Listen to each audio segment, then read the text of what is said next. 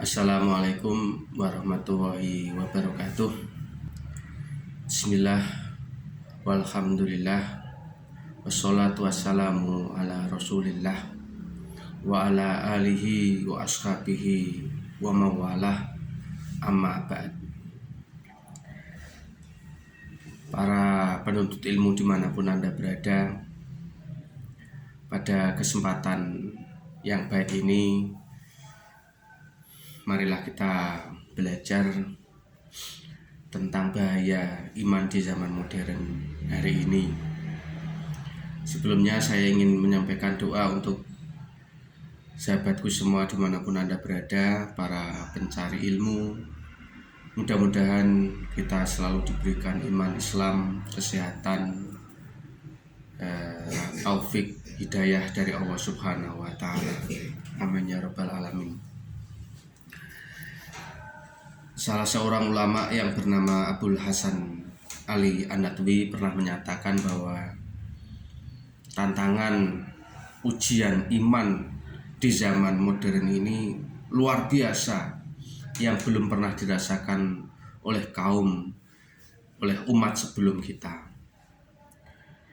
Ketika zaman Rasulullah SAW, ujian imannya kelihatan, dan ada di samping para sahabat adalah baginda Rasul yang langsung memberi penerangan, penjelasan terkait dengan apapun perkara. Tapi hari ini ujian iman kita adalah ujian yang terberat, yang oleh beliau Abul Hasan Ali An-Nadwi menyatakan bahwa tidak ada lagi lembaga pendidikan yang tidak terkena virus-virus dari barat. Tidak ada lagi keluarga-keluarga muslim, sekolah-sekolah Islam, perguruan tinggi Islam yang tidak terkena virus dari peradaban barat. Yang ingin saya katakan adalah salah satu virus peradaban barat adalah paham pluralisme agama. Paham ini, sebagaimana kita tahu, banyak orang hari ini menyatakan bahwa semua agama benar, bahwa di hadapan Tuhan itu semua agama benar, semua agama ibarat aliran-aliran sungai yang mengalir ke muara yang sama, yaitu laut. Ibarat mau naik ke puncak gunung tertinggi, orang bisa lewat daerah sini, bisa lewat pos 1, pos 2, dan seterusnya. Intinya semua akan menuju kepada Tuhan yang sama. Itulah makna pluralisme agama yang menganggap bahwa semua agama benar. Tidak heran kalau memang kita tahu peradaban barat itu memang peradaban yang mengusung ide-ide materialisme, mengusung ide sebetulnya adalah bebas terhadap nilai, bebas terhadap campur tangan Tuhan. Oleh karena itu, para pencari ilmu dimanapun Anda berada, kita harus tahu subhat-subhat yang dilancarkan oleh para pengusung, para pembela ide pluralisme. Tentu kita tidak bisa menyalahkan. Yang harus kita lakukan di kita hari ini adalah bagaimana kita membantah argumen-argumen para pengusung ide dari pluralisme agama tadi. Tidak jarang mereka mengutip ayat-ayat Quran untuk menjustifikasi, untuk mengklaim bahwa pendapat semua agama benar itu adalah sesuai dengan Al-Quran. Saya contohkan satu ayat yang sering mereka pakai dalam melakukan pembenaran atau klaim kebenaran, yaitu mereka seringkali mengutip surat Al-Baqarah ayat 62. Saya bacakan: Innal ladzina amanu wal ladzina hadu wan nasara was-sabiina man amana billahi wal yaumil akhir wa amila sholihan falahum ajruhum inda rabbihim wala khaufun alaihim wala hum yahzanun. yang artinya sesungguhnya orang-orang yang beriman, orang-orang Yahudi, orang-orang Nasrani, orang-orang Sabi'in, siapa saja di antara mereka yang beriman kepada Allah dan hari akhir dan melakukan kebajikan, mereka mendapatkan pahala dari Tuhannya dan tidak ada rasa takut pada mereka dan mereka tidak bersedih hati. Kalau kita baca secara tekstual, maka kita akan mungkin membenarkan klaim bahwa semua agama benar, semua pengikut agama akan masuk surga. Tanpa yang harus kita pahami bahwa sebetulnya ada kekeliruan ketika orang belajar Quran langsung, ya, tidak melewati para tafsir, para ulama-ulama tafsir, ya, dalam memberikan penjelasan terhadap ayat ini, asbabun nuzulnya atau korelasi munasabah antara ayat satu dengan ayat yang lain. Ini kadangkala lupa bahwa ketika kita memahami ayat suci Quran, tidak boleh hanya secara teksnya saja, tetapi belajarlah bagaimana para ulama-ulama tafsir terdahulu membuat penafsiran terhadap ayat tersebut. Maka kalau kita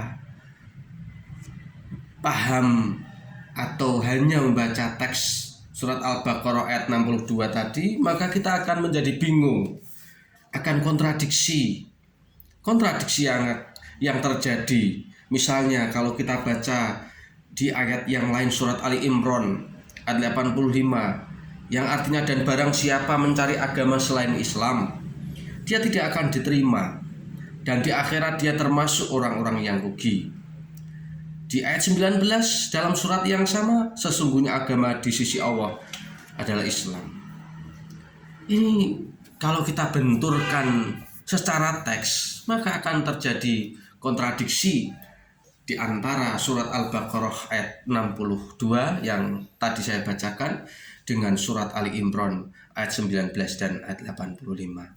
Kalau seandainya kita belajar Quran itu hanya secara tekstual saja, tanpa melihat bagaimana pemahaman para ahli tafsir dalam membuat penafsiran, dalam memberikan pemahaman, dalam memberikan syarah penjelasan terhadap ayat yang ada di dalam Quran, maka bagaimana mungkin kalau menganggap bahwa semua agama sama, semua agama benar? Tidak mungkin, karena dilihatlah kalau kita baca dalam sejarah peradaban Islam, sejarah perjuangan Nabi Muhammad SAW dan para sahabat, bagaimana Nabi tidak terhitung lagi berapa banyak para sahabat-sahabat Nabi yang diutus dalam berbagai penjuru tempat di belahan bumi untuk mengirimkan para dai-dai, para mubalik, para hafid Quran, untuk mengajarkan Quran, untuk mengajarkan Islam, untuk mengajarkan syahadat, untuk mengajarkan agama tauhid ini, ya. Lihatlah Rasulullah SAW mengirim utusan, mengirim surat kepada Raja Persia untuk masuk ke dalam ad-din Islam. Rasulullah juga menulis surat untuk Raja Romawi yang saat itu beragama Nasrani, Persia beragama Majusi. Tentu ini menjadi sanggahan bagi orang-orang yang mengusung ide pluralisme agama, atau orang menganggap bahwa agama semua itu benar. Buat apa Nabi mengirim para utusan ke berbagai penjuru belahan bumi, ya? Jadi ditambah lagi bagaimana mungkin ajaran Islam, ya, misalnya mengharamkan darah. Kalau kita lihat agama di bumi ini ribuan, sudah tidak terhitung lagi. Ada agama asli misalnya Nusantara yang bernama Bhairawa Tantra, Ini sebuah agama kepercayaan masyarakat nenek moyang dahulu yang ada ritual bahwa darah itu sebagai sesuatu yang bisa menjadi tumbal. Ya, ada perayaan-perayaan tumbal yang menumbalkan seorang gadis perempuan misalnya. Bagaimana mungkin Islam disamakan dengan agama yang seperti ini? Bagaimana mungkin agama Islam yang mengharamkan anjing, ya, babi untuk dimakan disamakan dengan agama yang memperbolehkan anjing, babi untuk dimakan? Bagaimana tauhid disamakan dengan syirik dan seterusnya? Tentu hal-hal yang seperti inilah yang harus kita miliki, tetap karena sebagaimana tadi di awal saya menyatakan bahwa beruntung sekali, bahkan jarang ada keluarga yang selamat dari virus-virus peradaban barat. Salah satunya adalah virus pluralisme agama ini. Tidak ada, jarang sekali sekolah-sekolah Islam, perguruan tinggi Islam yang selamat dari virus ini. Maka dari itu, para pencari ilmu dimanapun Anda berada, marilah kita kuatkan iman kita di zaman modern, zaman yang memang peradaban barat ini sedang menghegemoni di negara-negara Islam, di negara-negara Muslim. Bahkan di pikiran-pikiran orang Islam pun terkadang muncul pemahaman-pemahaman seperti itu. Maka kita harus paham dan sadar. Oleh karena itu kita harus bisa menjauhi dari pemikiran-pemikiran hasil dari peradaban barat. Untuk itu demikianlah para pencari ilmu dimanapun Anda berada. Kurang lebihnya saya mohon maaf, mudah-mudahan bermanfaat. Akhirul kalam, billahi taufiq wal hidayah. Assalamualaikum warahmatullahi wabarakatuh.